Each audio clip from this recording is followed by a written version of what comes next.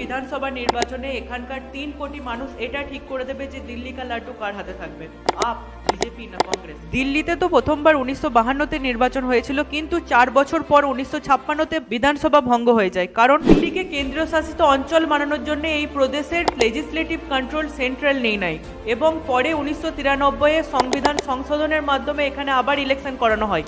এই ইলেকশনে BJP majority হাসিল করে। সেই সময় বিজেপি রাম মন্দির ইস্যুতে জনজাগরণ চালিয়ে যাচ্ছিল, তাই কংগ্রেসকে হারের মুখ দেখতে হয়। দিল্লির 5 বছরের কার্যকালে বিজেপিকে তিনবার নিজের মুখ্যমন্ত্রী পরিবর্তন করতে হয়, কখনো মদনলাল খোরানাকে, কখনো সাহেব সিং বর্মাকে, আবার কখনো সুষমা স্বরাজকে। এরপর 1998, 2003 এবং 2008 পরপর 3টি টার্ম কংগ্রেস জয়লাভ করেন। সেইকালীন মুখ্যমন্ত্রী ছিলেন শিলা দীক্ষিত।